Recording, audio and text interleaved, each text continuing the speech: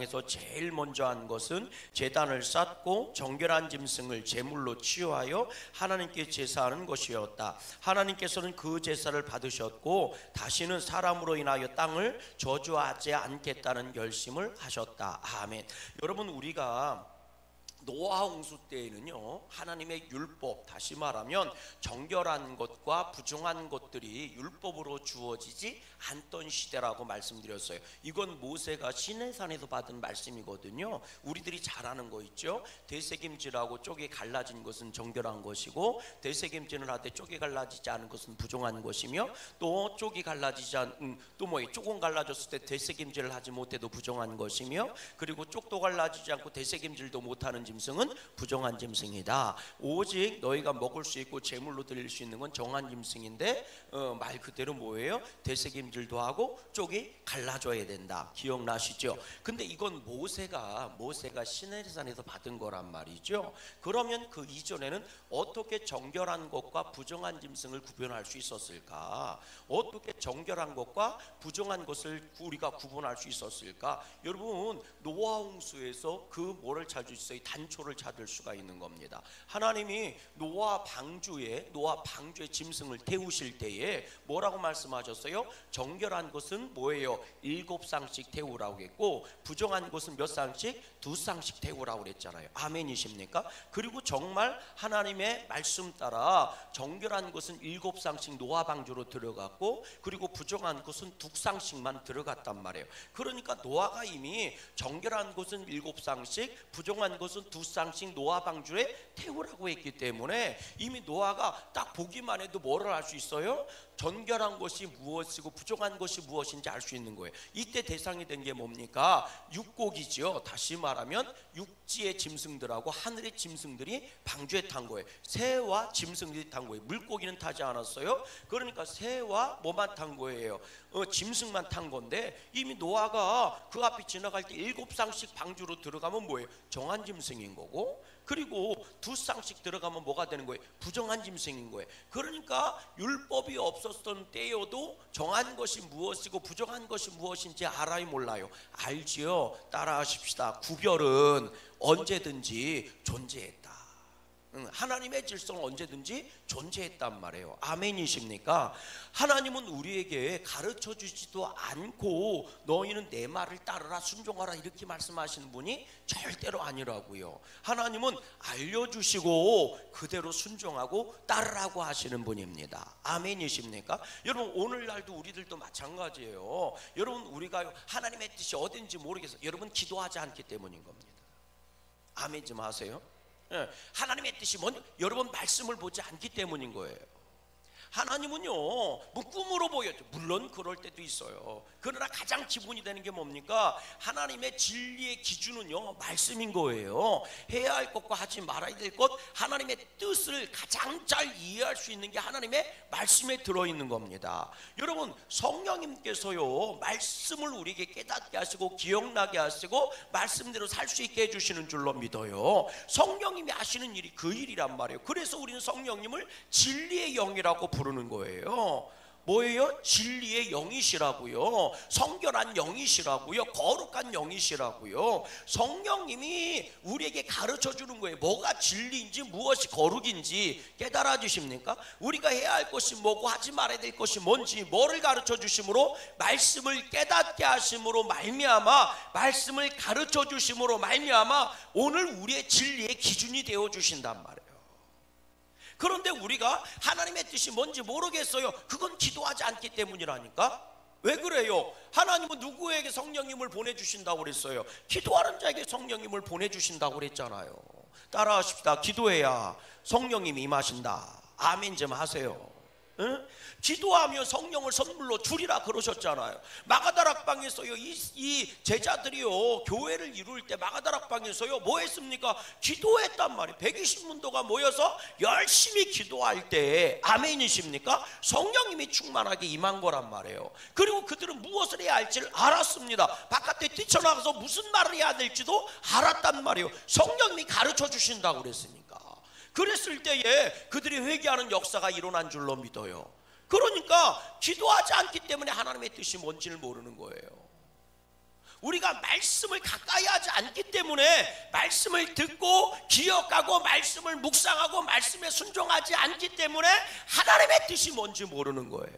우리는 그러잖아요. 하나님의 뜻이 어딘지 모르겠다고. 여러분 잘 생각해 보세요. 하나님의 말씀이 내 안에 살아있고요, 성령님의 감동이 살아있다면 하나님의 뜻이 뭔지 우리는 알 수 있습니다. 아멘이시죠? 알 수 있습니다. 그런데 우리가 하나님의 뜻이 뭔지 모르겠어라고 얘기하는 대부분 99%는 뭐냐? 사실은 내 정욕이 그 안에 들어가 있는 겁니다. 하나님의 뜻을 모르는 게 아니라 하나님의 뜻대로 살고 싶지 않은 거예요. 사실은 하나님의 뜻이 정말 몰라요? 알지요? 그런데 그 뜻대로 살면 내가 손해볼 것 같고, 그 뜻대로 살면 내가 귀찮아질 것 같고, 그 뜻대로 살면 내가 망할 것처럼 느껴지니까, 다시 말하면 불신앙에 들어가 있기 때문에 하나님의 뜻이 뭔지를 모르겠다고 얘기하는 거예요. 정말 하나님의 뜻이 모른다면 난 하나님의 뜻이 뭔지 모르겠어라고 얘기하는 게 아니고, 다시 말씀으로 돌아가고 다시 무릎 꿇고 기도하는 것으로 돌아가는 거예요. 왜? 하나님의 뜻을 정말 알고 싶다면, 정말 하나님의 뜻을 알고 싶어요? 그럼 기도해야지. 정말 하나님의 뜻이 뭔지 모르겠어요? 그럼 말씀으로 읽고 묵상을 해야지. 그런데 그건 하지도 않으면서 하나님의 뜻이 뭔지 모르겠다고 맨날 입버릇처럼 아유 하나님의 뜻이 어딘지 모르겠어, 하나님의 뜻이 어딘지 모르겠어, 이런 얘기만 해요. 너는 정말 하나님의 뜻이 뭔지를 알고 싶지 않은 거예요. 아니, 오히려 하나님의 뜻을 모르는 게 더 좋은 거예요. 왜? 하나님의 뜻을 알면, 진짜 하나님의 뜻을 깨닫게 되면 그 앞에 순종을 안 하면 벌 받는다는 건 아니까. 차라리 안 들리고 안 보이는 게 좋겠는 거예요. 그러니까 하나님의 뜻이 뭔지 모르겠어, 하나님의 뜻이 뭔지, 말만 걸면 하나님의 뜻이 뭔지를 모르겠대. 정말 당신이 하나님의 뜻을 알고 싶어서 그 말을 하는 걸까요? 노, 아니라는 거예요. 정말 하나님의 뜻이 뭔지를 알고 싶으면 그 말할 시간에 기도해야 되고요, 정말 하나님의 성경 말씀을 뒤척거려야 되는 거예요. 그러면서 하나님의 뜻이 뭔지 모르겠다면 이해를 해. 깨달아지십니까? 예. 그러니까 여러분, 하나님을 속이려고 하지 마세요. 이게 하나님을 우습게 여기는 겁니다. 하나님이 중심을 보신다는 얘기가 그거예요. 정말 나한테 물어보세요. 너는 정말 하나님의 뜻이 뭔지를 모르겠어? 아니, 다시 물어보세요. 너는 정말 하나님의 뜻을 알고 싶어? 너를 향한 하나님의 뜻이 뭔지 알고 싶어? 정말 알기를 원하냐? 한번 물어보세요. 정말 그런지. 우리들은 하나님을요 마치 부채도사 마냥 그렇게 믿으려고 해요. 왼쪽입니까? 오른쪽입니까? 이런 식으로 알려. 그게 하나님의 뜻인 줄 아세요. 하나님이 무슨 박수무당이 무슨 점쟁이 빤스예요? 우리 그런 식으로 하나님 믿지 마세요. 아멘이십니까? 하나님은 절대로 그렇게 응답하시는 분이 아닙니다. 그러면 제가 물어볼게요. 아이고 알았어요, 하나님의 말씀 보러 하나님 말씀을 주세요. 딱 쥐고 딱 집어가고 그 말씀대로 딱 되면 그 말씀대로 나온 대로 진짜 순종하려면 한번 그렇게 해봐. 가룟 유다가 목매어 죽었더라. 너 가서 목매다 죽어봐. 그러면 진짜로 그럴 마음도 없으면서 그렇게 한다고. 우리는 정말 하나님의 뜻을요 내가 알고 싶어요. 딱 펴갖고 딱 짚어갖고 그 장면에 내가 순종할게요. 그런 딱 짚었더니 가룟 유다가 목매어 죽은지라는 말씀이 딱 들어온 거예요. 그럼 정말 너 죽을 수 있어? 그런 작정도 하지 않으면서 말씀을 갖고 장난치려고 하면 된다 안 된다? 안 된다고요. 할렐루야.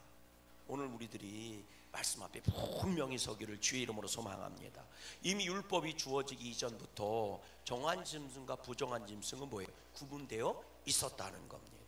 그리고 이 노아가요 방주에서 나온 순간 제일 먼저 한 게 뭐였느냐? 그건 하나님께 뭐 하는 거였다고요? 제사를 드리는 거였다고요. 정한 짐승을 잡아서 하나님께 제사 드리는 거였다고요. 누가 가르쳐줘서 제사 드렸어요? 아니에요. 하나님께 예배하는 거는 당연히 그냥 알아지는 거예요. 누가 가르쳐주는 거예요? 성령님이 가르쳐주는 거라고요. 아멘이십니까? 깨달아지세요? 여러분 기가 막힌 게요, 아브라함이 가나안 땅 들어갔을 때요 하나님이 아브라함한테 너 제사 지내라 이렇게 말씀하신 적이 없어요. 노아한테 방주에서 나왔더니 너 나한테 제사 드려라 이렇게 말씀하신 적이 없습니다. 다시 말하면 율법으로 주어진 게 아니라고요. 그런데도 노아는 뭐 했대요? 제사 드렸다는 거예요. 아브라함은 뭐 했대요? 제사했다는 거예요. 그게 어떤 식으로든 제사의 형태나 모양은 다를 수도 있어요. 제단의 모양은 다를 수도 있어요. 그러나 하나님을 만나는 시간, 만나는 자리를 만들었다는 겁니다. 하나님께 감사를 드리고 하나님께 온전히 아뢰고 고하는 시간을 가졌다는 거예요. 아멘이십니까? 여러분, 그건 누가 가르쳐줘서 하는 게 아닙니다. 마치 뭐와 같으냐면요, 엄마가 10달 동안 아기를 이제 뱃속에 있다가 나왔어. 그럼 응애 하고 나왔어요, 안 나왔어요? 나왔죠? 여러분들이 안 나왔는지 나왔다고 그래 그냥. 나왔어. 그러면 가르쳐줘요? 보이지도 않고 들리지도 않는데 얘야 젖 먹는 거 빨리 젖 달라고 그래야지. 이렇게 가르쳐줘서 애가 응애 이래요? 가르쳐주지 않아도 응애 하고 이래. 그러고 나서 젖을 물리면 애가 알아서 젖을 빨아 안 빨어? 누가 가르쳐줘? 지가 빨어. 지가 빨아먹잖아 다. 누가 가르쳐줘요? 여러분들 처음에 밥 먹을 때요, 이빨로 씹어 먹을 때 애야 이렇게 씹어야 된다. 일단 숟가락을 들고 밥을 퍼놓고 작은 씹고 갈아줬으면 꿀꺽 삼켜라. 이렇게 가르쳐줘서 먹었어요? 아니면 그냥 먹어요? 그냥 먹어요. 생명과 관련된 것은 그냥 아는 거예요. 누가 가르쳐줘서 하는 게 아니에요. 따라하십시오. 생명과 관련된 것은 그냥 아는 거다. 그냥 아는 거요. 누가 가르쳐줘서 하는 게 아닙니다. 여러분, 그러면 영적인 생명이 내가 살아났어. 영도 생명이 아니오. 생명이잖아. 그러면 생명, 영적인 생명이 살아나는 길은 저절로 알아요? 가르쳐줘서 알아요? 저절로 알아. 그래서 예수님을 믿고 내 영이 살아나면 저절로 하나님 아버지가 되는 거예요. 왜? 하나님이 아버지라고 가르쳐주지 않아도 그냥 하나님 아버지 이렇게 나오는 거예요. 그냥 주여 이렇게 나오는 거예요. 그냥 아멘 이렇게 나오는 거예요. 누가 가르쳐줘서 나오는 게 아니라고. 그냥 기도하는 거예요. 물론 기도하는 방법은 틀릴지 몰라. 어떻게 기도하는 것처럼 우리는 구체적으로 전능하신 하나님 아버지 뭐 이렇게 찾지 않을 수도 있어. 그러나 하나님하고 그냥 기도하는 거예요. 그게 생명과 관련이 있기 때문인 거예요. 누가 가르쳐줘서 하는 게 아니라고. 그런데 우리들은요, 이 생명력을 잃어버리면 자꾸 어떻게 되는 거예요? 멀어지는 거예요. 생각해봐. 내 생명이 약해질수록 밥 먹는 것도 귀찮아지는 거고, 생명에 대한 소망이 사라질수록 뭐가 생기는 거예요? 살기도 귀찮아지는 거예요. 그러면 먹을 것도 안 먹게 되고 애들도 똑같은 거예요. 어른도 똑같고. 내가 왜 예배 드려지는 게 억지로라도 왜 예배를 가르쳐줘 이런 얘기를 하느냐. 내 영이 병드는 거예요. 그냥 해. 잘 생각해 보세요. 뭘 가르쳐줘도 신앙생활 했어요? 그냥 와갖고 남들 하는 거 보고 그냥 따라서 했지 다? 맞아요? 틀려요? 아니 여러분, 기도를 가르쳐줘도 기도를 했어? 그냥 했어? 그냥 했다니까. 생명과 관련된 거 그냥.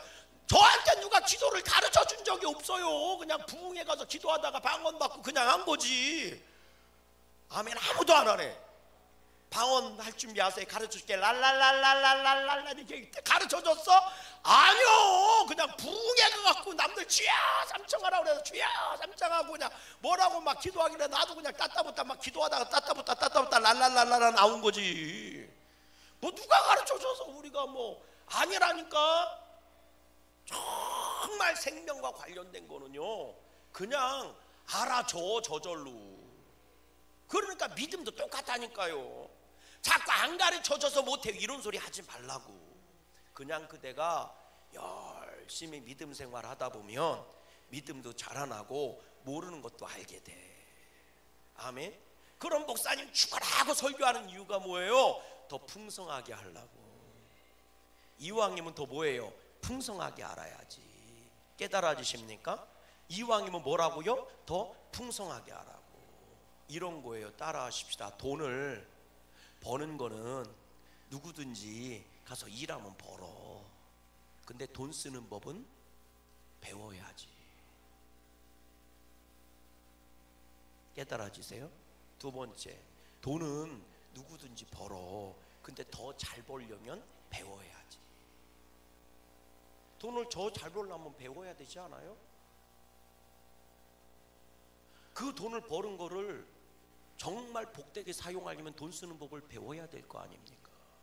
더 뭐예요? 풍성하게 믿음 생활하고 더 복되게 하려고. 아멘이시죠? 그러니까 우리가 신앙을 배우고 말씀을 배우고 믿음을 배우는 거예요. 다시 말하면 똑바로 믿고 똑바로 살라고. 그걸 영적으로 얘기하면 똑바로 믿고 똑바로 살라고. 더 풍성한 믿음 생활하려고. 그래서 은혜 생활이 필요한 거예요. 오늘 여러분들에게 그런 은혜가 있기를 바라요. 자, 보세요. 우리 8장 13절 말씀 읽어보세요. 자, 노아 홍수가 끝났고요. 이제 노아가 바깥으로 나오는 거예요. 8장 13절 말씀 읽어보세요. 자, 8장 13절 말씀 같이 읽어봐요. 시작. 601년 첫째 달 곧 그 달 초하룻 날에 땅 위에서 물이 거친지라 노아가 방주 뚜껑을 뭐하고 제치고 본즉 지면에서 물이 뭐했더니 거쳤더니 둘째 달 21의 날이 땅에 말랐더라. 하나님이 노아에게 말씀하여 이르시되 너는 네 아내와 네 아들들과 네 며느리들과 함께 방주에서 나오고 나와 함께한 모든 혈육 있는 생물 곧 새와 가축과 땅에 기는 모든 것들을 다 이끌어내라. 이것들이 땅에서 생육하고 땅에서 번성하리라 하셨다. 그랬더니 그들이 다 짐승들과 같이 나왔다는 거예요. 자, 말씀을 다시 한번 읽어보세요. 자, 13절 말씀 다시 한번 읽어보세요. 시작. 601년 첫째 날 곧 그 달 초하룻 날에 땅 위에 물이 거쳤어요. 그랬더니 노아가 방주 뚜껑을 뭐하고 제치고 방주 문을 제쳤다는 얘기예요. 자, 그런데 한번 비교해 보세요. 우리 7장 말씀 한번 가보세요. 우리 7장 말씀 한번 가보세요. 7장 다시 한번 가보세요. 뭐라고 돼 있나? 우리 읽어보세요. 뭐라고 돼 있나? 우리 읽어보세요. 자, 9절부터 읽어보세요. 9절부터. 자, 9절부터 한번 읽어보세요. 7장 9절부터 한번 읽어보세요. 9절부터 다 같이 시작. 하나님이 노아에게 명하신 대로 암수들씩 노아에게 나와 방주로 들어갔으며 7일 후에 홍수가 땅이 덮이니 노아가 600세 되던 해에 둘째 달 곧 그 달 11의 날이라. 그날에 큰 기쁨의 샘들이 터지며 하늘의 창문들이 열려 40주야를 비가 땅에 쏟아졌더라. 그리고 나서 뭐예요? 13절. 곧 그날에 노아와 그의 아들 셈, 함, 야벨과 노아 안에 세 며느리 다 방주에 뭐예요? 들어갔다. 이렇게 얘기하죠. 그리고 16절 읽어보세요. 시작. 들어간 그들은 모든 것의 암수라. 하나님이 그에게 명하신 대로 들어가매 여호와께서 그를 들여보내시고 문을 뭐 했더라? 자, 문은 누가 닫았어요? 하나님이 닫았어요. 이 방주를 보호하기 위해서 문을 누가 닫았다고요? 하나님이 닫았다고요. 근데 그 문을 열고 나온 건 누가 나왔다고요? 노아가 열고 나왔다고요. 옆 사람 인사하십시다. 하나님이 은혜를 주셨습니다. 문을 열고 나와야 하는 건 그대가 나와야 합니다. 새 세상에 하나님의 복된 자리로 나올 때는 내가 문을 열고 주님의 명령 따라 나와야 돼요. 아멘. 방주에 들어갈 때는 하나님이 닫아주셨어요. 그러나 나올 때도 하나님이 방주문을 열어주신 게 아닙니다. 노아가 열고 나온 거예요. 아멘이십니까? 노아가 방주문을 열고 나왔다고요. 여러분, 새로운 세계, 새로운 믿음의 길을 걸어가기를 원하십니까? 그런 문을 내가 열어야 돼요. 우리 찬양에도 있잖아요. 뭐라고 얘기해? 문을 열어요 활짝. 형제 자매의 문을 열어요 활짝. 내 마음의 문을 활짝 여세요. 내가 문 바깥에 서서 뭐 하느니? 두드리노니. 문을 여는 건 누가 열어요? 네가 열으라고요. 옆 사람한테 인사하십시다. 은혜 받기를 원하십니까? 문을 열어야 돼요. 그러니까 주여 삼창 하자고 그러면 주여 삼창하고 해야지. 입도 안 열고 무슨 문을 열겠어. 마음의 문은 입부터 열려야 돼요. 아멘이십니까? 자, 5번, 자 4번 가보십시다. 4번입니다. 자, 이제 노아 홍수 이후의 세상이 열리는 거예요. 4번 시작. 하나님께서는 홍수 심판 이후 사람들에게 육식을 허락하셨다. 고기를 먹으라고 하셨다고요? 육식을 허락하셨다. 가로의 답은 육식입니다.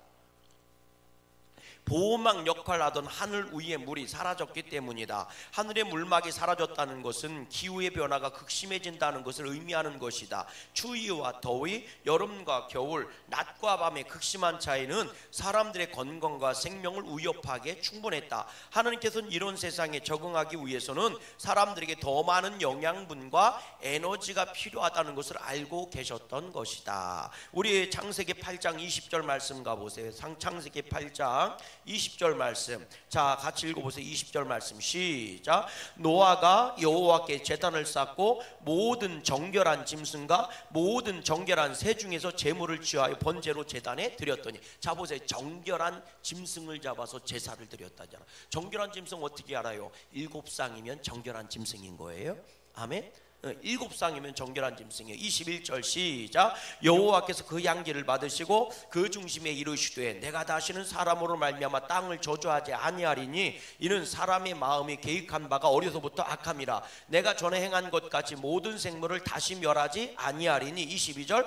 땅이 있을 동안에는 심음과 거둠과 추위와 더위와 여름과 겨울과 낮과 밤이 쉬지 아니하리라. 이게 끊임없이 반복된다 그 얘기예요.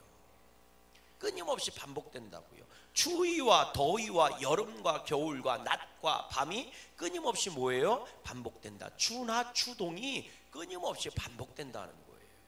그러니까 노아 홍수 이전보다 살만한 세상이에요? 살기 힘든 세상이 된 거예요? 살기 힘든 세상이 된 거예요.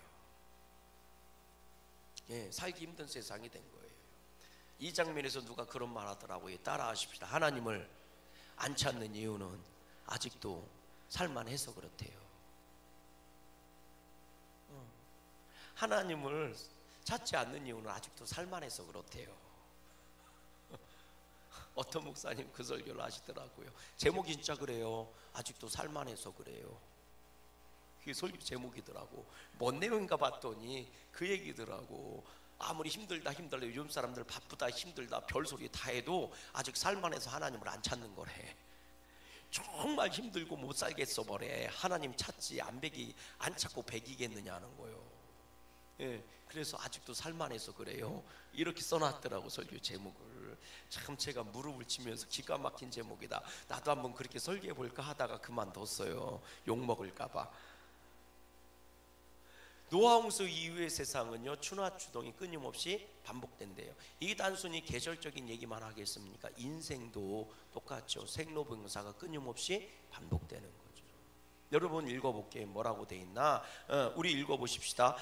같이 또 읽어보세요. 뭐라고 돼 있나? 끊임없이 반복돼서 뭐를 먹으라고 했냐? 9장 1절부터 읽어보세요. 9장 1절 시작. 하나님이 노아와 그 아들들에게 복을 주시며 그들에게 이르시되 생육하고 번성하여 땅에 충만하라. 땅의 모든 짐승과 공중의 모든 새와 땅에 기는 모든 것과 바다의 모든 물고기가 너희를 두려워하며 너희를 무서워하리니 이것들은 너희 손에 뭐 했습니다? 붙였습니다.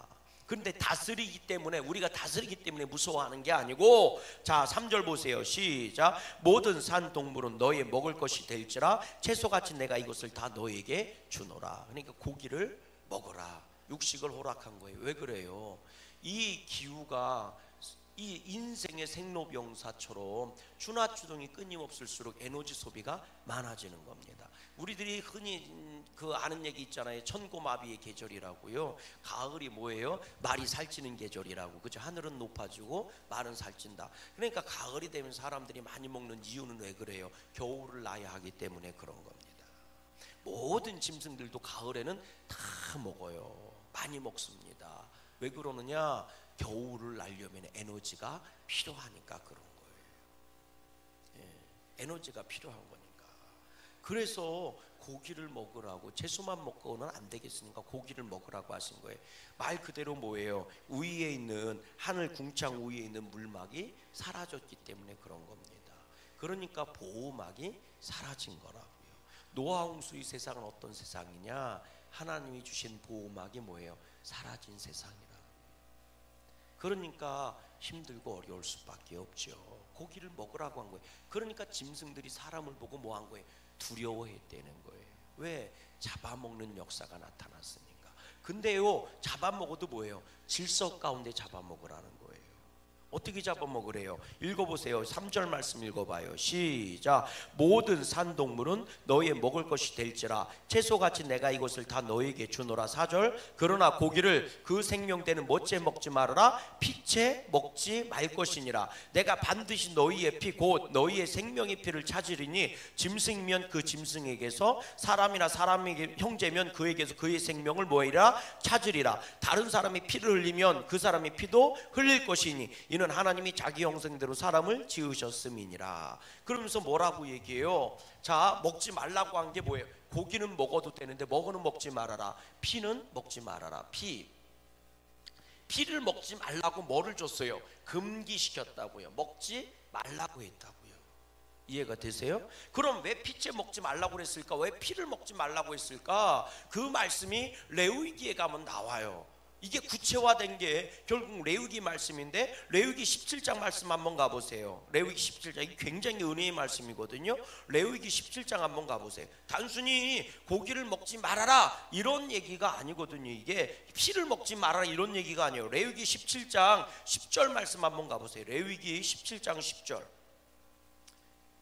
이 피를 먹지 말아야 된 이유에 대해서 주님이 말씀하시는 거거든요. 레위기 17장 10절 말씀 한번 가보세요.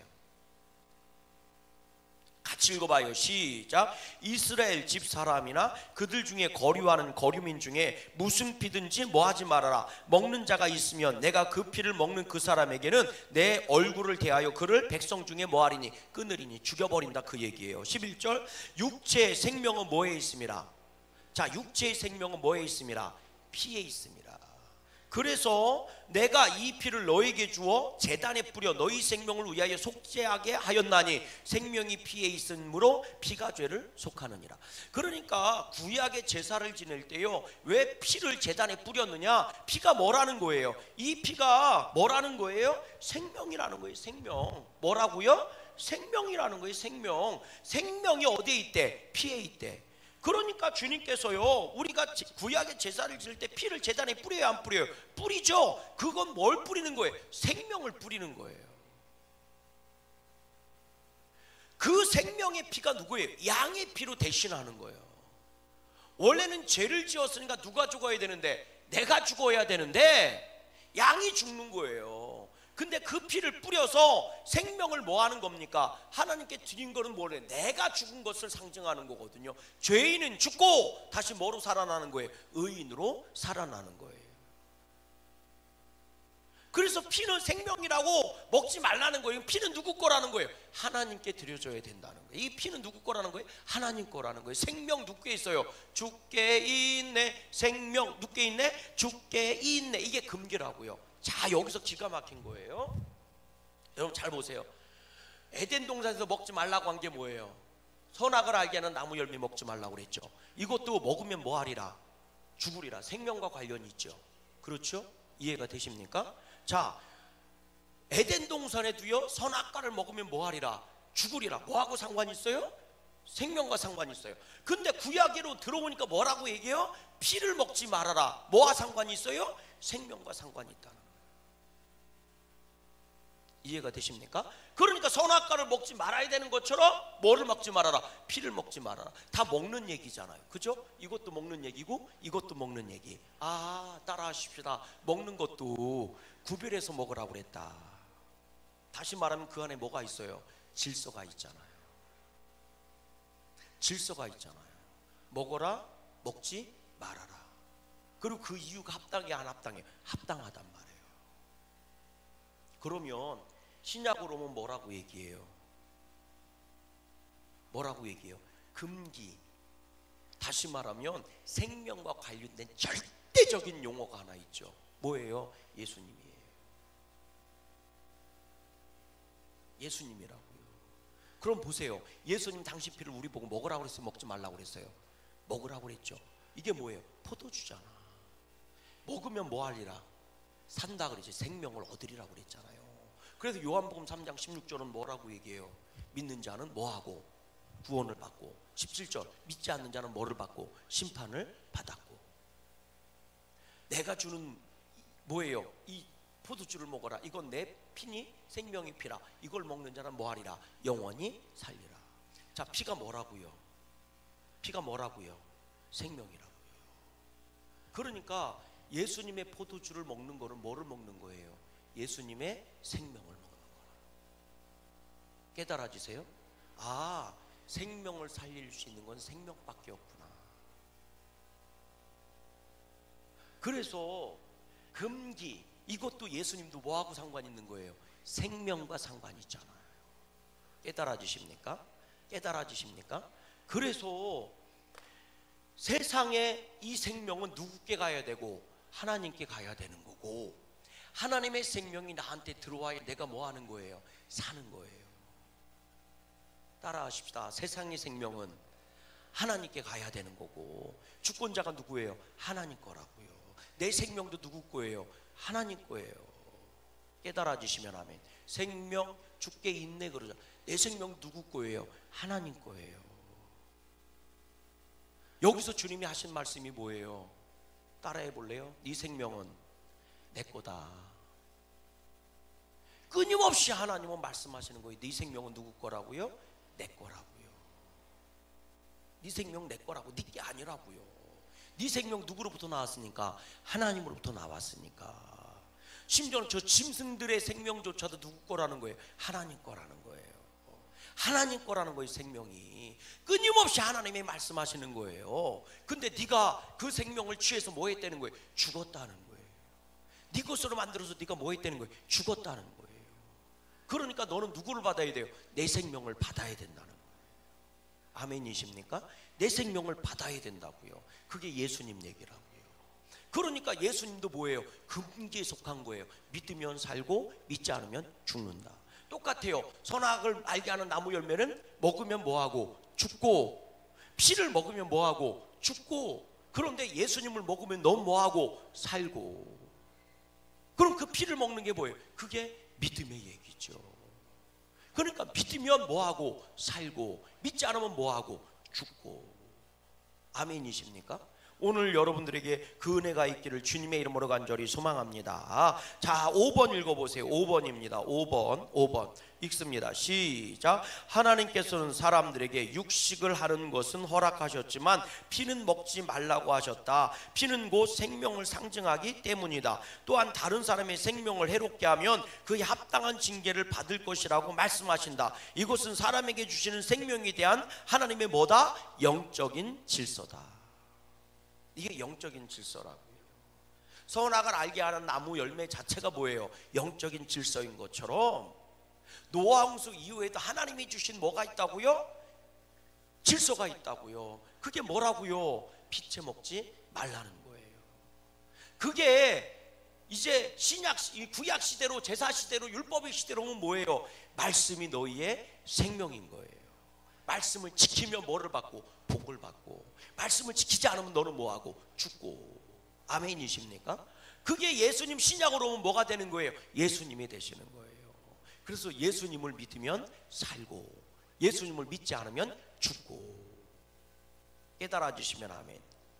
아멘이십니까? 옆사람 인사하십시다. 영적인 질서가 언제나 존재했구나. 그러면 오늘 우리들이 복을 받으려면 어떻게 돼? 영적인 질서 가운데로 들어가야 되지 않겠어요? 여러분 읽어보세요. 세상에 생사와 복이 있는 것처럼 인간에게도 생사와 복이 있는 겁니다. 신명기 30장 말씀 가보세요. 신명기 30장 하나님이 뭐라고 말씀하셨는지 신명기 30장 우리 15절 말씀 볼게요. 신명기 30장 15절. 이 세상에 추위와 더위와 그리고 밤과 낮이 끊임없이 반복되는 것처럼 인생도 똑같다는 거예요. 30장 15절 말씀 읽어보세요. 15절입니다. 시작. 보라, 내가 오늘 생명과 복과 사망과 화를 내 앞에 두었다. 인생의 생사와 복을 네 앞에 두었다. 그런데 16절 보세요. 시작. 곧 내가 오늘 내게 명령하여 네 하나님 여호와를 사랑하고 그 모든 길로 행하며 그의 명령과 규례와 법도를 지키라 하는 것이라. 그리하면 네가 뭐하며 생존하며 번성할 것이요 살고 복을 받을 것이다, 이 얘기예요. 또 내 하나님 여호와께서 내게 가서 차지할 땅에서 내게 복을 주실 것입니다, 이렇게 말씀해요. 근데 19절 보세요. 19절 말씀 시작. 내가 오늘 하늘과 땅을 불러 너희에게 증거를 삼노라. 내가 생명과 사망과 복과 저주를 내 앞에 두었은즉 너와 네 자손이 살기 위하여 생명을 택하라. 생명을 택하는 게 뭐냐 그랬더니 20절 말씀 보세요. 시작. 네 하나님 여호와를 사랑하고 그의 말씀을 청종하며 또 그를 의지하라. 그는 내 생명이시요 내 장수이시니 여호와께서 내 조상 아브라함과 이삭과 야곱에게 주리라고 맹세하신 땅에 내가 거주할 것이라. 아멘. 다시 말하면 뭐라고요? 너에게 생사와 복이 네 앞에 놓여 있으니 너는 생과 복을 택하라. 그러려면 어떻게 됩니까? 하고 물어보니까 하나님의 말씀을 여호와를 사랑하고 하나님의 말씀을 청종하고 그리고 하나님을 의지하라. 하나님을 사랑하고 그분을 믿어드리라는 얘기예요. 말씀을 청종하고 말씀을 청종하라, 이 얘기는 뭐예요? 그 말씀 앞에 온전히 뭐하라는 거예요? 아멘하고 확신하고 받아들이라는 거예요. 그리고 하나님을 의지하라는 건 뭐예요? 하나님께 순종해라. 그래서 노아 홍수 이후의 피해 얘기가 출애굽으로 넘어오니까 족장 시대로 오니까 뭐로 바뀌는 거예요? 애굽에서 출애굽한 이스라엘 백성에게는 하나님의 율법으로 온 거라고요. 그것이 생사와 복을 결정한다는 겁니다. 깨달아 주십니까? 그리고 오늘날은 누가 생사와 복을 결정하는 거예요? 예수님이 생사와 복을 결정하시는 분이라고요. 그러니까 당연히 우리가 화에 있고 죽음에 있다면 당연히 누구를 찾아와야 돼? 예수님을 찾아와야 되잖아요. 그래서 읽어보세요. 뭐라고 돼 있나? 우리 전도서 7장 말씀 한번 가보세요. 전도서 7장 13절 말씀 가보세요. 전도서 7장 13절. 잠언 전도서 7장 13절.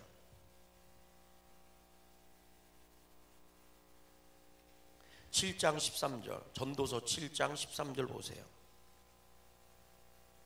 전도서 7장 13절 같이 읽어봐요. 시작.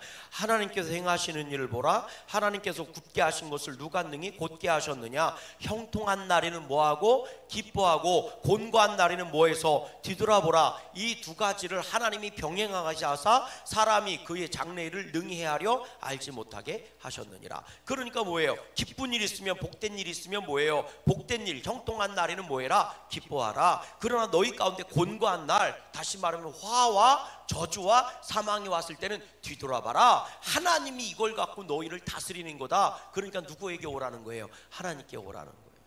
너희가 기뻐하고 형통할 것도 하나님으로부터 나온 것이니까 하나님과 같이 기뻐하고, 너희 가운데 저주가 오고 사망이 오고 어둠이 왔어? 그래도 뒤돌아보고 누구한테 오라? 하나님께 와라. 내가 하나님을 떠나 있었구나 깨닫고 하나님께 돌아오라는 거예요. 아멘이십니까? 그러라고 하나님의 에덴 동산에서 아담을 내보내신 겁니다. 돌아오라고. 다시는 돌아오지 마 하고 내보낸 게 아니고 돌아오라고 내보내신 거예요. 그러니까 가죽옷을 해입혀서 내보내신 겁니다. 네가 만든 무화과 잎은 다 헤어져서 사라져. 그러나 내가 만들어준 이 옷이 너를 보호해 줄 거야. 그러니 뭐하라? 돌아와라. 아멘. 돌아오라는 거예요. 오늘 우리가 주님께 돌아가야 할 줄로 믿어요. 그러니까 여러분, 제가 말씀드려요. 하나님의 뜻이 뭔지 모르겠어요? 그럼 기도하고 말씀 다시 돌아오세요. 정말 하나님의 뜻을 알기를 원한다면 하나님 말씀 붙잡고 기도하세요. 그러면 성령님이 가르쳐 주세요. 아멘이십니까? 그래서 성령을 거역한 죄는, 성령을 모독한 죄는 사하심을 얻지 못한다는 거예요. 성령님이 깨닫게 하시고 가르쳐 주셔서 그 앞에 순종함으로 돌아오라는 거예요. 아멘.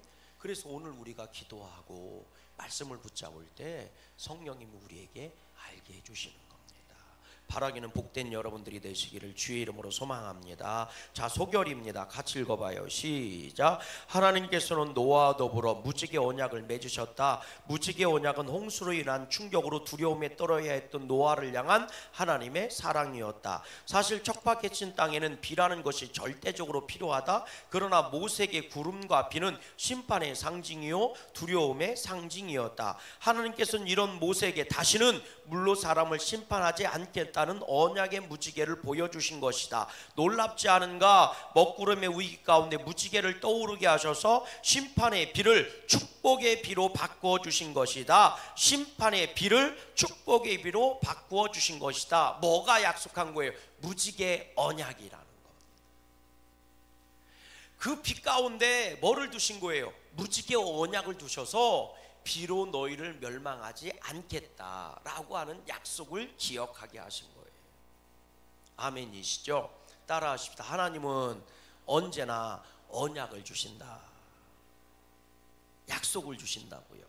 계속해서 읽어보십시다. 노아는 더 이상 비와 구름으로 인해 두려워하지 않아도 되었다. 이것은 분명 노아와 새로운 세상을 향한 하나님의 보호와 축복과 사랑의 약속이었던 것이다. 아멘. 따라하십시다. 하늘 위의 물, 궁창 위의 물이라고 그러잖아요. 여러분, 하나님께서 궁창 위의 물, 다시 말하면 위의 물, 위물, 궁창이죠. 궁창 위에 물을 주신 이유가 뭐예요? 우리에게, 우리가 하나님이 태초에 천지를 창조하실 때 야, 물은 위아래로 나눠져. 그래서 위의 물과 아래의 물이 나눠져서 뭐가 생겼대? 하늘이 생겼대잖아. 그럼 여러분, 궁창 위의 물을 하나님이 주신 이유가 뭐예요? 뭐 때문에 주신 거예요? 복 때문에 주셨다고요. 뭐 때문에? 복 때문에. 다시 말하면 하나님이 우리를 복되게 하시려고 하늘 위의 물을 주셨단 말이에요. 이건 뭐예요? 하나님 우리에게 주신 복이에요, 저주예요? 복이잖아. 그죠? 이건 복이잖아. 그런데 이 물이 노아 홍수 때 뭐 한 거예요? 하늘에 큰 창이 열려서 쏟아진 거란 말이에요. 그러니까 뭐가 된 거예요? 심판의 물이 되고 저주의 물이 된 거예요. 그러니까 복의 물이 뭐로 바뀌었어요? 저주와 심판으로 바뀐 거예요. 다시 말하면 하나님이 복되라고 주신 물인데 이게 쏟아지니까 뭐가 된 거예요? 심판이 되고 저주가 된 거라고. 깨달아 주십니까? 이유는 뭐예요? 이유는 뭐예요? 이게 죄 때문에 그런 거예요. 죄 때문에. 그러니까 아무리 하나님이 복을 주셔도 뭐가 붙으면? 죄가 붙으면. 다시 말하면 죄라는 게 뭐예요? 질서가 무너진 게 죄 아닙니까? 질서가 왜 생겼어요? 생명을 보호하려고 질서가 있는 겁니다. 여러분, 교통법이 왜 생겼어요? 생명을 보호하려고. 헌법, 민법 다 왜 생긴 거예요? 생명을 보호하려고 생긴 거 아닙니까? 그런데 그게 무너져요. 그럼 생명이 죽어요, 살아요? 죽죠. 사람들이 죽어나가고 생명이 죽어요. 그럼 그게 뭐예요? 어둠이 역사하는 거지. 어둠이 역사하면 당연히 어둠 속에서는 예쁜 게 보여요, 안 보여요? 안 보이죠. 뭐가 뭔지 구분이 돼야 안 돼요? 안 되죠. 공허한 세상이 오는 거예요. 혼돈이 오면, 무질서가 찾아오면 생명이 죽는 겁니다. 하나님은 생명 가운데 모든 것을 창조하신 거니까. 질서 가운데 모든 것을 창조하셨거든요. 질서가 무너지면 생명이 죽는 거지. 그럼 생명이 죽으면 무슨 역사고? 사망 권세의 역사가 임하는 거고 어둠의 역사가 임하기 시작하는 거예요. 어둠의 역사가 지배하면 깜깜한 어둠 속에는 아무것도 없는 거예요. 그러니까 공허한 세상이 돼버리는 거거든요. 이게 창조가 무너진 세상입니다. 그러니까 잘 보세요. 하나님이 복으로 주셨는데 뭐가 무너진 거예요? 죄 때문에 무너진 거거든. 그럼 죄가 뭐냐? 질서가 무너진 걸 죄라고 얘기하는 거예요. 간단해요. 사람은 하나님께 예배하도록 창조됐는데 예배를 하지 않아? 그럼 그게 죄예요. 질서가 무너진 거니까. 깨달아 주십니까? 아, 자동차가요, 교통법규를, 질서를 안 지켜. 그럼 그거 뭐예요? 벌금 물어야 되지. 그죠? 그건 질서가 무너진 거니까 죄진 거라고.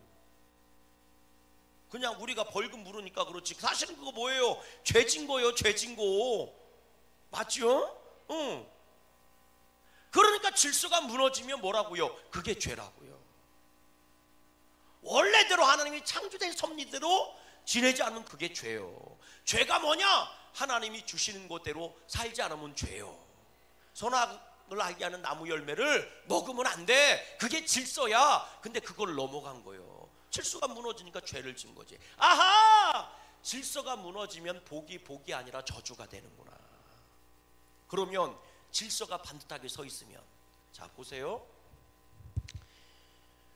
노아 홍수가 뭐로 일어난 거예요? 비 때문에 일어난 거잖아. 비는 뭐였어요? 심판이었고 저주였어. 깨달아 주십니까? 그런데 하나님의 뭐가 있어요? 언약. 다시 말하면 너희가 언약을 기억하고 하나님의 말씀을 지키면 이 비가 뭐가 된다는 거예요? 복이 된다는 거예요. 그러니까 구약 성경에는 비가 복이에요, 저주예요? 복이잖아. 이른 비에 복을 주시고 늦은 비에 복을 주시고 이슬 비에 복을 주시고. 그러니까 비가 축복이에요, 저주예요? 복이잖아. 아, 질서 가운데 돌아오면, 다시 말하면 믿음 가운데 돌아오면 저주도 뭐가 되는구나? 복이 되는구나. 이게 기가 막힌 거예요. 하나님이 은혜로 주셨는데 질서가 무너진 죄가 들어오니까 저주가 되고, 세상을 심판한 비인데 여기에 질서가 들어가고 하나님의 언약이 들어가고 믿음이 들어가니까 이게 뭐가 돼요? 복이 되는 거예요. 그래서 성경에는 이른 비에 복을 달라고, 비가 내리는 게 뭐라고요? 복이라고요. 복이라고. 뭐가 들어가 있는 거예요? 거기에 언약이 들어가 있더니, 하나님의 언약이 있고 그 언약을 기억하는 자에게는 그게 뭐가 되는 거예요? 복이 되는 거예요. 아멘이십니까? 아, 그런 거구나. 오늘 우리가요 믿음의 질서 가운데 있으면 그 심판하던 비도, 저주스럽게 쏟아졌던 사망 권세가 역사하던 비도 뭐가 되는 거예요? 축복의 시작이 되는 거예요. 반면에 우리가 질서를 벗어나면 하나님이 아무리 은혜를 주시고 복을 주셔도 뭐가 되는 거예요? 심판이 되고 저주가 돼요. 그래서 요한복음 3장 16절은 말하는 겁니다. 하나님이 이 세상을 이처럼 사랑하사 독생자를 주셨으니 이는 저를 믿는 자. 사람은 믿게 돼 있는 게, 믿는 게 질서니까 믿는 자, 질서 가운데 들어와 있는 자, 그 질서를 얘기했으니까 당연히 뭐예요? 의인이란 말이에요. 질서 안에 있으면 뭐 한 거예요? 의인이란 말이에요. 죄인이 아니란 말이에요. 그래서 믿음 안에 있는 자, 다시 말하면 믿는 자는 의로워진다는 얘기가 그래서 나오는 거예요. 질서 안으로 들어온 자. 사람은 하나님을 믿게 창조된 거고 그것이 사람이 지켜야 될 질서인데, 예수님을 믿으니 질서 안으로 들어온 거예요. 그러니까 예수님이 뭐가 되는 거예요? 복이 되는 거예요. 구원이 되는 거예요. 그러나 17절은 뭐라고 해요? 나를 믿지 않는 자는 질서를 벗어난 자, 죄를 진 자. 질서를 벗어났으니까 죄니까 죄인이 된 사람들, 그들은 예수님은 왜 오셨어요? 구원하러 오셨고 생명을 살리러 오셨지만 그 질서를 벗어난 자는 이미 심판을 받았느니라. 아멘? 아멘이십니까? 오늘 우리에게 이 질서가 반듯하게 서 있기를 주의 이름으로 소망해요. 오늘 우리의 질서가 누구예요? 예수님입니다. 그분의 입에서 나오는 말씀이에요. 하나님을 사랑하는 자가 복이 있고, 아멘이십니까? 그 말씀을 청종하는 자가 복이 있으며, 그리고 그 말씀과 하나님을 의지하는 자가 복이 있도다. 오늘 그걸 바꾸면 예수님을 믿는 자가 복이 있으며, 그 말씀 앞에 아멘하는 자가 복이 있으며, 그 말씀에 순종하는 자가 복이 있도다. 오늘 우리들에게 교회가 복이 됐으면 좋겠어요.